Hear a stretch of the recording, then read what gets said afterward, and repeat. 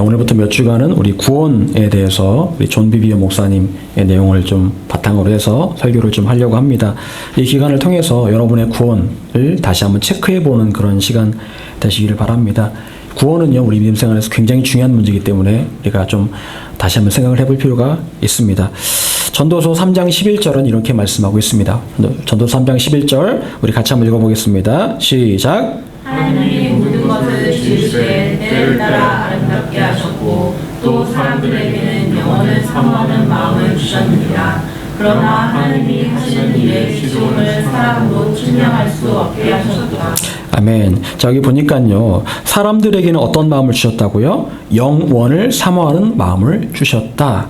영원이 뭘까요, 여러분? 사전적으로 보자면 무한한 시간, 끝도 시작도 없는 무한한 시간을 영원이다라고 얘기를 하고요. 또 어떤 사전에는 시간의 바깥 존재하는 상태, 그걸 영원하다라고 표현을 하고 있습니다. 그러니까 여러분, 사실상 영원이라는 개념은요, 우리 머리로 알 수 없는 그런 개념이라고 생각합니다. 우리의 사고는요, 유한합니다. 우리의 생각은 유한하기 때문에 영원이라는 것을 우리의 개념으로는 이해하기가 굉장히 어렵습니다. 예를 들어 여러분, 우주의 끝이 어딘지 생각해 보셨습니까? 과학자들은 우주의 끝이 어떤 광년을 가면 우주의 끝이 있다라고 말을 하는데, 사실은 추측일 뿐입니다. 알 수가 없어요. 우주의 끝을 알 수가 없습니다. 얼마나 우주가 넓은지 그냥 추측할 뿐이지 알 수가 없어요. 우주가 어떻게 생성됐느냐? 과학자들은 빅뱅에 의해서 탄생했다. 알 수가 없어요. 여러분, 창조주 하나님은 어떻습니까? 하나님은 영원부터 영원까지 계신다라고 말씀하겠습니다. 자, 하나님의 존재를 우리의 머리로 알 수 있을까요? 모릅니다. 알 수가 없어요. 그런데 사람들은요, 하나님께서 살아계시면 어떻게 이럴 수가 있느냐라고 말을 하면서 하나님을 사람들의 머리로 평가를 하려고 합니다. 말도 안 되는 거예요. 말이 안 됩니다.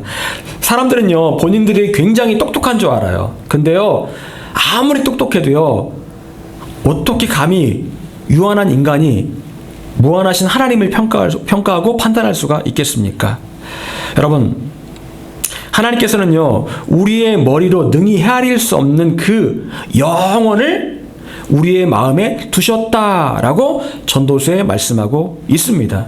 이거는 인간에게 주어진 천성이에요, 천성. 인간에게는 영혼을 사모하는 마음이 있습니다. 여러분, 아무리 전도해도 예수 믿지 않는 사람, 그런 사람들이 있죠, 주변에요. 자, 그런데 그 사람들이요, 나중에 이렇게 아파서 병원에 가면 어떻게 될까요? 불치병에 걸렸다 그러면 어떻게, 그들 마음이 어떻게 됩니까? 약해집니다. 그래서 병원에서 전도하기 굉장히 쉬워요. 옛날에는 그렇게 예수 안 믿다고 하는 사람들도 본인이 약해지면 이렇게 뭔가 이렇게 절대자를 의지하고 싶은 그런 마음이 듭니다. 그래서 하나님에 대해서 이야기하면 굉장히 좀 쉽게 받아들이는 그런 경향이 있습니다. 즉, 누구나 사람의 마음 가운데, 아무리 강팍한 사람의 마음 가운데도 영원이라는 그런 마음이, 그들 마음 가운데 영원을 사모하는 마음이 분명히 있다라는 거예요. 여러분, 영원이라는 개념은 단지 끝없는 시간의 문제만을 말하는 것이 아닙니다. 이거는 바로 하나님이라는 분의 실체에 대해서도 포함하고 있는 그런 개념이죠. 베드로전서 1장 24절 25절, 베드로전서 1장 24절 25절 앞에 스크린 보시면서 한번 읽어보겠습니다. 자, 시작. 그러므로 모든 육체는 풀과 같고 그 모든 영광은 풀의 꽃과 같으니 풀은 마르고 꽃은 떨어지되 오직 주의 말씀은 세세토록 있도다 하였으니 너희에게 전한 복음이 곧 이 말씀이니라. 아멘. 오직 주의 말씀은 세세토록 있도다. 모든 육체는 무엇과 같다? 풀과 같다. 그래서 풀과 같고 모든 영광은 풀의 꽃과 같다. 풀은 마르고 꽃은 떨어진다. 인생은 다 풀처럼 마르고 영광도, 우리가 누렸던 영광들도 다 시들고 떨어진다. 하지만 하나님의 말씀은 영원토록 있을 것이다 라고 말씀하고 있습니다. 인간의 무한함, 인간의 유한함, 인간의 영광의 유한함과 하나님의 영원함을 이렇게 대비해서 말씀을 하고 있다라는 거죠. 여러분, 그런데요, 어리석은 인간들은요, 영원한 것에 인생의 집을 짓지 않습니다. 유한한 것에 인생의 집을 짓지 영원한 것에 인생의 집을 짓지 않아요. 참 인간이 어리석죠. 사람들은 마치 영원히 살 것처럼 착각을 하면서 유한한 것들에 자기의 마음을 빼앗겨 버립니다. 돈, 권력, 명예, 세상의 쾌락, 그런 것들에 자기의 마음을 빼앗기고 거기에 그 유한한 집을 짓습니다. 여러분, 이 땅을 살아간 이후에 어느 누구든지 피할 수 없는 것이 있습니다. 누구나 다 예수 믿는 사람이든 그렇지 않는 사람이든 간에 누구나 피할 수 없는 것이 있습니다. 사도행전 17장 31절 제가 읽어보겠습니다. 이는 정하신 사람으로 하여금 천하를 공의로 심판할 날을 작정하시고 이에 그를 죽은 자 가운데서 다시 살리신 것으로 모든 사람에게 믿을 만한 증거를 주셨음이니라 하니라. 자, 이 말씀은 곧 공의로 심판하실 때에 대한 말씀입니다. 그것을 말하자면 누구든지 평가를 받는 날이 있다는 거예요. 여러분, 우리 인생을 어떻게 표현할 수 있을까요? 우리 인생은 여러 가지 표현할 수 있을 텐데 그 중에 하나는 우리 인생은 일종의 시험이다라는 거예요. 여러분 다 시험 다 보셨잖아요, 옛날에요. 여러분, 우리 인생은 일종의 시험입니다. 시험을 치르는 거예요. 자, 시험을 치른다면 그 시험에 대한 평가를 치를 날이 반드시 온다라는 거죠. 열심히 공부해서 그 평가를 받았을 때 100점을 받으면 기쁜 거고요. 공부 안 해서 빵점 받으면 후회를 하는데 소용없는 거 아니겠습니까? 마찬가지로 우리 인생도 언젠가 우리가 치른 그 시험에 대한 평가를, 채점을 하게 될 일이 반드시 오게 된다라는 거죠. 그리고 그 평가의 결과에 따라서 평가 이후의 날들, 죽음 이후의 날들의 운명이 결정된다라는 겁니다. 그리고 그 평가 결과는 절대로 바뀌지 않는다라는 거예요. 여러분, 우리는 지금 시험을 치르고 있는 겁니다. 어떤 분들은 100문제 가운데 한 10문제 푸른 분들도 계실 테고, 어떤 분들은 한 50문제, 어떤 분들은 한 70문제 푸신 분들도 있을 겁니다. 어떤 분들은 얼마 안 남은, 풀 문제가 얼마 안 남은 그런 분들도 있을 겁니다. 다 양상이 다를 뿐이지 다 시험을 치르는 인생이다라는 거죠. 하나님께서 내가 착하고 선하게 살면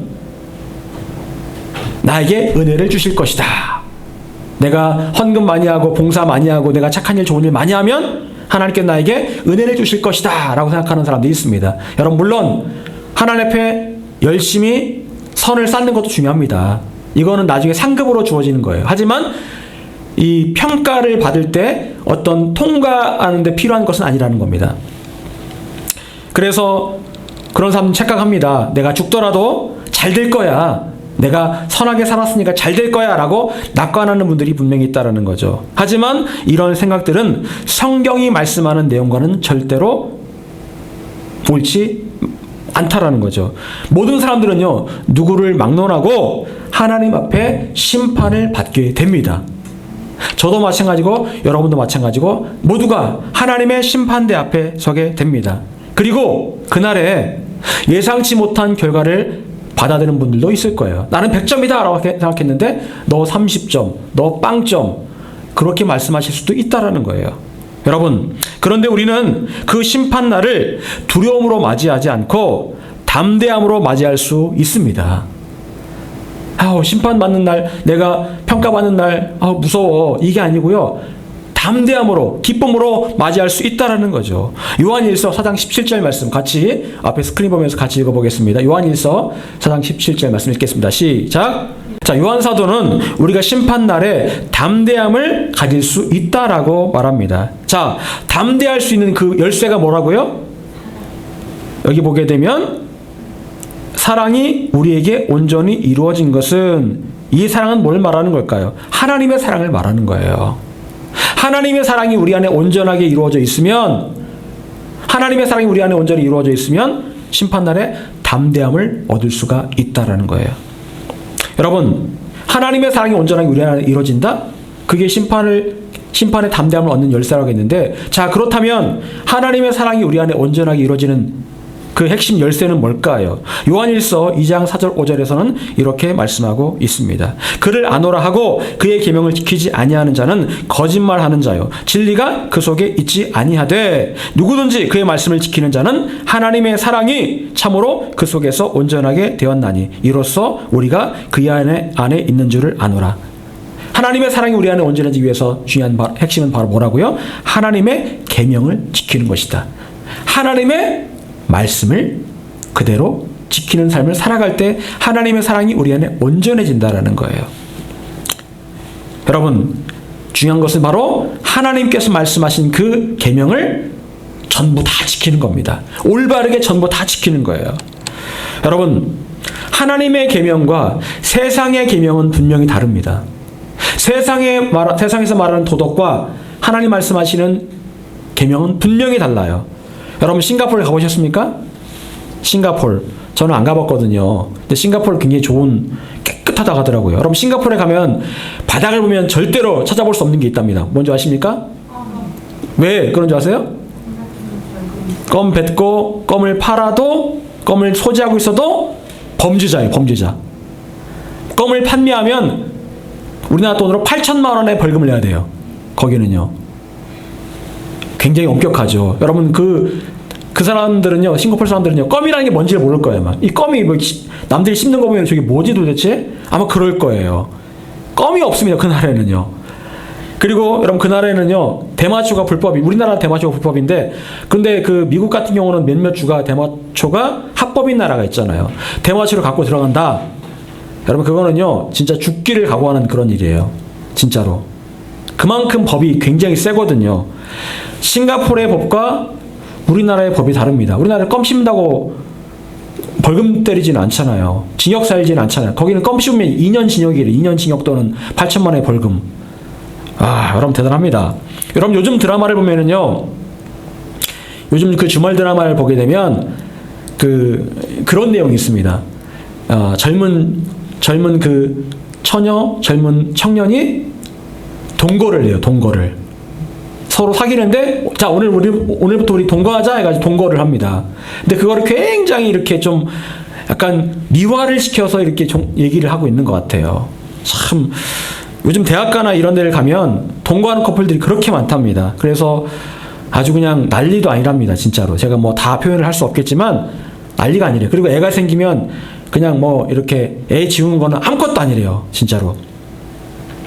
여러분, 하나님께서는요, 그렇게 말씀하지 않으셨거든요. 하나님의 개념, 하나님께서 말씀하신 죄의 개념과 세상이 말하는 죄의 개념은 완전히 다릅니다. 세상에서는 혼전 동거한다고 뭐라 하지 않잖아요. 그런데요, 하나님께서는 이건 분명히 죄라고 말씀하고 계십니다. 하나님의 말씀하신 계명과 세상이 말하는 계명은 이렇게 다를 수가 있다는 거죠. 여러분, 우린 나중에 하나님의 심판대 앞에 다 서게 됩니다. 자, 그때에 막연하게 내가 잘 되겠지라는 막연한 기대를 버려야 됩니다. 그런 기대를 지금부터 갖지 마세요.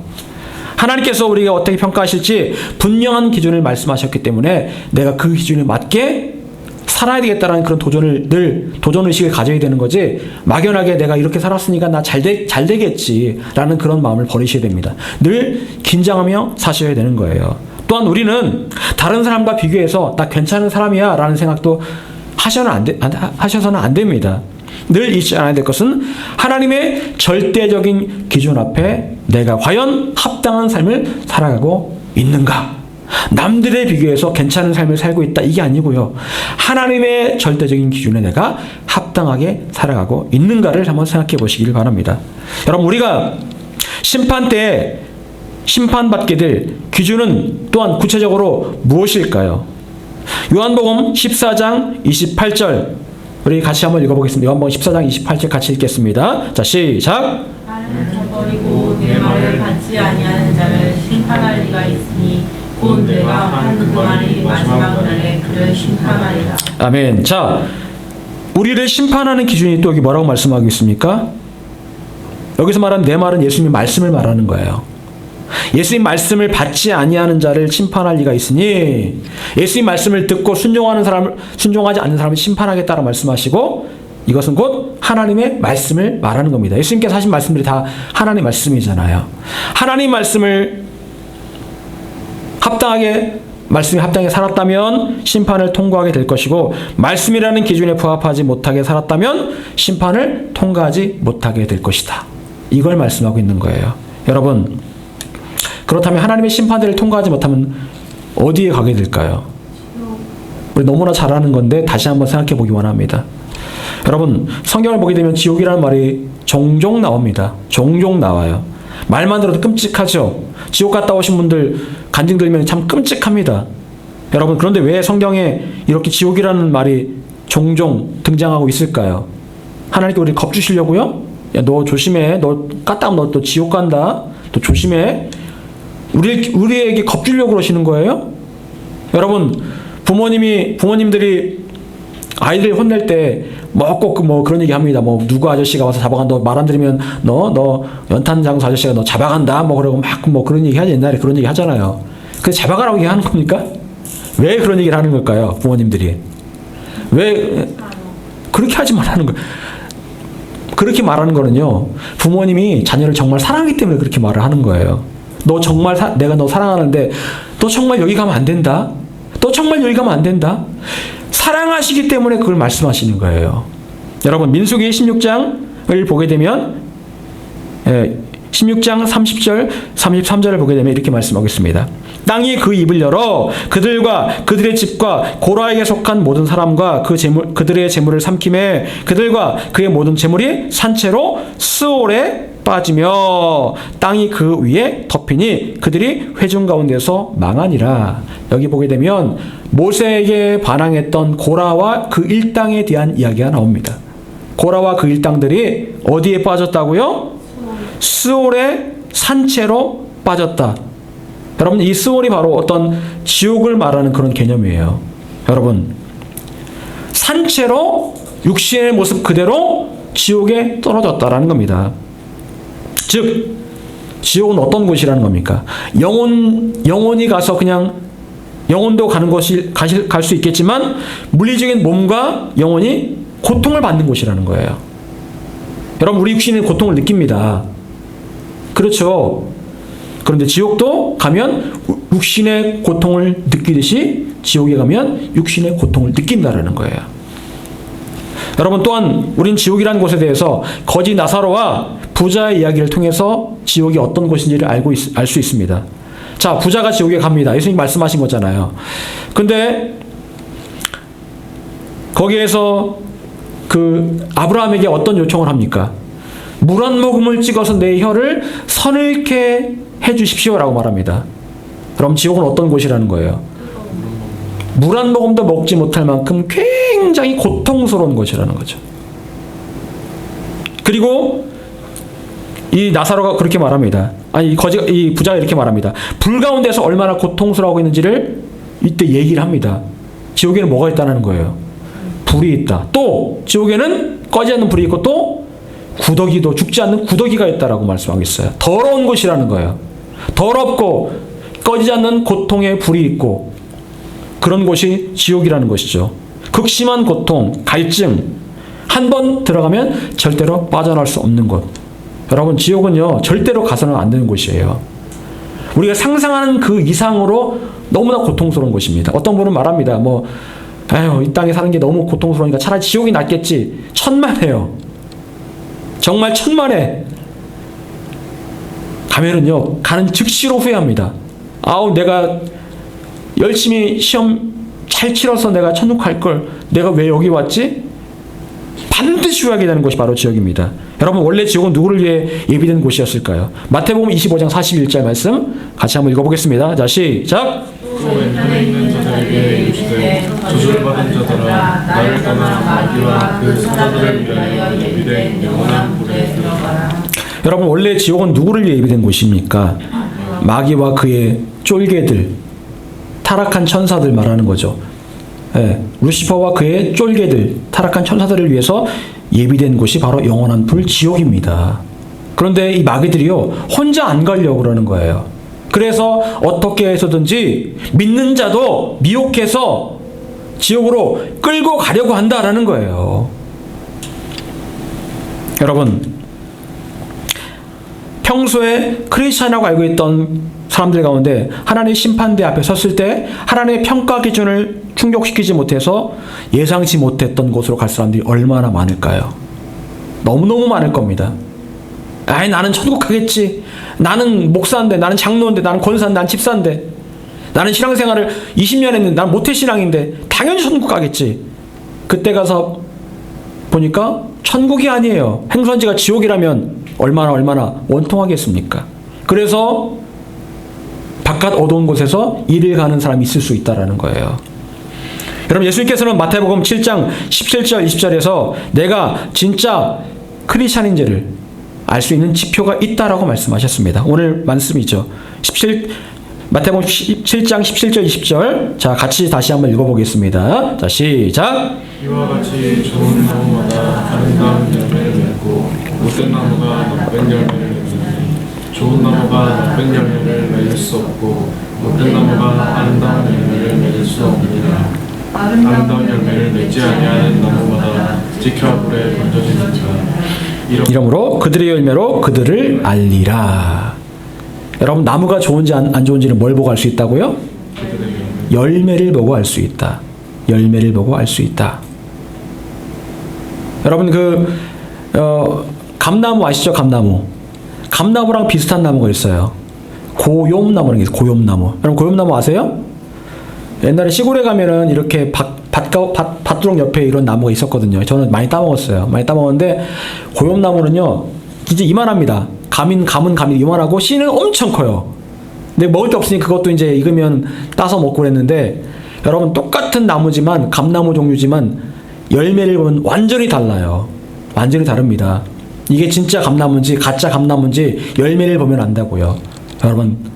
그래서, 안 좋은 거는 돌, 개복숭아, 돌배나무, 돌자 아니면 개자를 붙이잖아요. 여러분, 과연 어떤 나무가 진짜 좋은 나무입니까? 열매를 통해서 그 나무가 좋은 나무인지 안 좋은 나무인지를 알 수가 있다. 이와 같이 크리스찬이 진짜 크리스찬인지 아닌지는 겉으로 보여지는 종교적인 어떤 그런 모습들, 무슨 말을 하는지 이게 중요한 게 아니고요. 그 사람의 행위가 어떤지를 통해서 알 수 있다는 거예요. 그 사람의 평소에 그 행위가 어떤지를 통해서, 행위라는 그 열매를 통해서 이 사람이 진짜 크리스찬인지 아닌지를 알 수 있다는 거예요. 과연 여러분의 행위가 얼마나 하나님 나라에 초점을 맞추고 있느냐, 아니면 얼마나 이기적이고 세상에 초점을 맞추고 있느냐, 이걸 통해서 여러분이 진짜 크리스찬인지 아닌지를 알 수 있다는 거죠. 여러분, 우리나라 국회의원들의 70% 이상이 크리스찬인 거 아십니까? 우리나라 국회의원들의 70%가 크리스찬이래요. 근데요, 여러분, 국회의원들 존경하는 사람 있습니까? 없어요. 거의 없어요. 여러분, 가끔씩 그런 거 보이죠? 이렇게 막 국회 날치기 통과한다고 그러면은 앞에서 단상에서 막 이렇게 에워싸고 의장 딱 둘러싸고 막 하고, 그 밖에서는 막 도끼 가지고 막 찍어내고 막 욕하고 막 멱살 잡고 막 그런 거 이런 보셨죠? 근데 그 중에서 10명 중에 7명은 크리스찬이라니까요. 교회 다닌다니까요. 그 사람들 직분이 뭐겠습니까? 아마 제가 볼 땐 기본 집사 이상은 다, 집사, 장로는 다 될 거예요. 여러분, 누가 국회의원의 70%가 크리스찬이라고 누가 믿겠습니까? 제가 말하니까 여러분들 믿으시죠? 누가 믿겠습니까? 여러분, 우리는 지금까지 영접기도를 통해서 예수님 영접하는 데에만 복음을 전하겠습니다. 예수님 영접기도해, 그러면 돼 라고만 생각했습니다. 그러나 예수님께서는 하나님의 나라에 들어가는 것이 얼마나 어려운지에 대해서 수도 없이 말씀하셨습니다. 우리가 예수님 믿고 나서 예수님의 길을 간다라는 게 얼마나 어려운 일입니까? 마가복음 8장 34절, 무리와 제자들을 불러 이르시되 누구든지 나를 따라오려거든 자기를 부인하고 자기 십자가를 지고 나를 따를 것이니라. 나를 따라오려거든 자기를 부인하고 내가 너에게 준 십자가를 지고 나를 따라라. 여러분, 나를 부인한다라는 거 얼마나 이게 어려운 일입니까? 나는 살아있는데 나를 부인하라는 거예요. 나는 멀쩡히 생각하는데 내 생각 다 부인하라는 거예요. 누군가 나를 욕하고 나를 괴롭게 하고 막 그러는데 막 참으라는 거, 날 부인하라는 거예요. 아우 참자, 아유 복수하지 말자. 이거 얼마나 어려운 일입니까? 근데 그렇게 해야 된다라는 거예요. 네가 하고 싶은 것들을 다 부인하고 너에게 주어진 그 십자가를 지고 나를 따라야 된다. 그래야 나에게 합당하다라고 말씀하십니다. 마가복음 8장 35절. 누구든지 자기 목숨을 구원하고자 하면 잃을 것이요 누구든지 나와 복음을 위하여 자기 목숨을 잃으면 구원하리라. 여러분 얼마나 어렵습니까? 너의 목숨을 잃어야 네가 구원받는다. 얼마나 어려운 말이에요. 너무너무 힘들고 어려운 말입니다. 우리는 그런 거 원치 않잖아요. 그냥 믿음 생활 그냥 적당히 잘하다가 천국 가기를 원하지 누가 내 목숨을 잃으면서까지 구원받기를 원하겠습니까? 그런데요 구원받기 그렇게 어렵다는 거예요. 말하자면 나의 삶의 전부를 구원과 바꾸라는 겁니다. 나의 삶의 전부를 구원과 바꾸라는 거예요. 여러분 공짜는 없습니다. 여러분이 직장을 다니면 여러분이 돈을 버시잖아요. 여러분 그 돈은 어떻게 버는 거예요? 나의 시간, 나의 건강과 돈을 바꾸는 거예요. 내가 피곤해서 몸이 안 좋은데도 월급 받으려면 나가야 되는 거예요. 내가 그 시간에 뭔가 다른 거 하고 싶은데도 내 시간을 거기다 갖다 주고 그걸 돈으로 바꿔오는 거예요. 뭐든지 기브 앤 테이크입니다. 마찬가지로 우리의 삶의 전부를 구원과 바꾸라고 말씀하세요. 그런데 때로는 나의 삶을 주님께 드리지 않고 구원만 달라고 할 때가 얼마나 많습니까? 우리는 복음을 전할 때 이 공짜 복음을 얘기해요. 공짜 복음. 물론 구원은 값이 없지만 사실은 값이 굉장히 비싸요. 값이 없는 것처럼 보이지만 굉장히 비쌉니다. 여러분 그런데 오늘날 목회자들은 이 사실을 절대로 강조하지 않습니다. 왜냐하면 너무 부담스러운 말이거든요. 말씀에 나와 있음에도 불구하고 이 말씀을 그렇게 강조하지 않아요. 그렇게 살고 싶어하는 사람들도 그렇게 많지 않습니다. 그래서 목회자들은 미안하지만 값싼 복음을 이야기해요. 예수 믿으면 누릴 혜택, 복받고 잘 사는 것, 형통하는 것 그것만 이야기하고 그것만 강조합니다. 그래서 참된 구원을 참된 복음을 왜곡시키고 있다는 거예요. 여러분 말세가 될수록 참된 그리스도인이 되는 게 정말 어려워집니다. 옛날만 하더라도요 좀 쉬웠습니다. 90년대만 하더라도 좀 쉬웠어요. 그때만 하더라도 부흥회도 되게 많았고 이렇게 좀 기도를 해도 열심히 기도하고 막 그랬던 때거든요. 기도원도 막 사람들이 넘쳐났고. 근데요 요즘은요 부흥회도 없고 기도원은 다 망해가고 예배는 정말 겉으로 볼 때는 화려해 보이지만 진짜로 성령과 진리로 예배드리는 사람은 그렇게 많지 않습니다. 디모데후서 3장 1절에서 5절 이렇게 말씀하고 있습니다. 너는 이것을 알라 말세에 고통하는 때가 이르러 사람들이 자기를 사랑하며 돈을 사랑하며 자랑하며 교만하며 비방하며 부모를 거역하며 감사하지 아니하며 거룩하지 아니하며 무정하며 원통함을 풀지 아니하며 모함하며 절제하지 못하며 싸나우며 선한 것을 좋아하지 아니하며 배신하며 조급하며 자만하며 쾌락을 사랑하기를 하나님 사랑하는 것보다 더하며 경건의 모양은 있으나 경건의 능력은 부인하니 이 같은 자들에게서 내가 돌아서라. 여러분 말세가 되면 이런 때가 온다는 거예요. 그런데 한마디로 표현하기를 말세는 고통의 때다. 고통의 때다라고 하겠습니다. 뭐가 고통스럽다는 거예요? 우리 몸이 고통스럽습니까? 우리의 영혼이 고통받을 때가 온다라는 거예요. 그때가 바로 말세인데 말세가 되면 사람들의 영혼은 결코 평안하지 않을 것이다. 육신은 편해지겠지만 생활의 기술의 발전으로 편해지겠지만 영혼은 고통받는 때가 바로 말세의 때다. 여러분 지금이 어떻습니까? 확실히 지금은 영혼이 고통받는 때예요. 사람들은 자기를 사랑합니다. 자기만 사랑해요. 돈을 사랑합니다. 교만합니다. 비방하기를 좋아합니다. 부모에게 거역합니다. 감사하지 않습니다. 감사하지 않아요.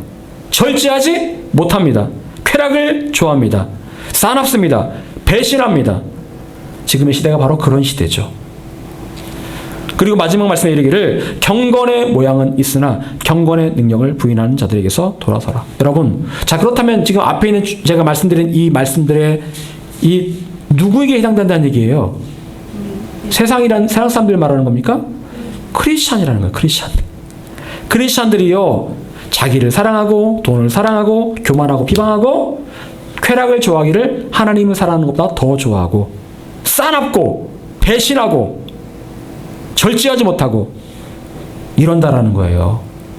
크리스찬들이 그런다라는 겁니다. 이미 서양 사람들은 이미 그걸 옛날부터 해왔고요. 크리스찬들이 그러고 있다라는 거예요. 여러분, 그리스도인의 모양은 있습니다. 경건의 모양은 있습니다. 경건한 것 같아요. I'm Christian이라고 얘기를 합니다. 하지만 모양은 있지만 뭐가 없다고? 경건의 능력이 없다라는 거예요. 기도에도 기도가 응답되지 않고 예배를 드리는 것 같지만 예배관에 하나님의 임재도 없고 경건의 능력이 아무것도 없다라는 거예요. 경건한 사람에게는 뭐가 있다고요? 능력이 있어야 됩니다. 많은 크리스찬들이 구원받았다라고 말을 하고 있지만 하나님 사랑한다라고 고백을 하고 있지만 나름 경건한 척을 하고 있지만 그들에게서 경건의 사람의 능력은 결코 찾아볼 수 없는 시대가 바로 지금의 시대라는 거죠. 여러분, 경건의 모양만 있고 경건의 능력이 없는 사람이 얼마나 많습니까? 정말 하나님 말씀대로 사는 사람들이라면 분명히 경건의 능력이 나타나야 됩니다. 경건의 능력, 그것은 곧 그 사람을 통해서 나타나는 믿음의 열매예요. 그런데 열매가 없다라는 겁니다. 열매가 없으면 어떻게 된다고요? 다만 찍혀져 불에 던져질 뿐이다. 말씀을 정리하겠습니다. 사랑하는 여러분, 우린 영혼을 바라보고 영혼을 사모하며 살아야 되는 사람들입니다. 이 땅은 우리에게 잠시 주어진 삶일 뿐입니다. 이 기간 동안 우리는 평가를 받는 거예요. 그런데 많은 사람들이 이 땅에서 영원히 살 것처럼 그렇게 착각하며 살아갑니다. 그래서 우리는 반드시 하나님의 심판대 앞에 어느 누구든지 심판을 받게 될 것입니다. 과연 심판받는 그날 우리는 어떤 평가를 받게 될까요? 이 땅에서 남들 보기 그럴듯한 크리스찬으로 보여지는 것 중요한 거 아닙니다. 내가 진짜 크리스찬인지는 나의 삶의 행동을 통한 열매로 보여져야 합니다. 열매가 곧 내가 어떤 사람인지를 증거하기 때문에 그렇습니다. 언제나 내 삶의 기준이 어디 있습니까? 과연 하나님 말씀이 내 삶의 기준입니까? 세상의 도덕입니까? 남들의 눈입니까? 사랑하는 여러분, 저는 우리 교회가 여러분의 인생의 바른 기준을 제시하는 교회가 되기를 원합니다. 그래서 어느 한 성도도 하나님 말씀의 그 기준에 어긋나지 않고 하나님의 기준을 통과함으로 구원의 길로 갈 수 있기를 소망합니다. 여러분, 우리 모두는 다 나중에 하나님의 심판대를 통과해서 천국에서 봐야 되잖아요. 근데 누가 보니 가서 봤는데 누구 하나 없다면 얼마나 안타깝겠습니까? 여러분, 우리 모두가 구원의 길로 담대하게 갈 수 있기를 간절히 소망합니다.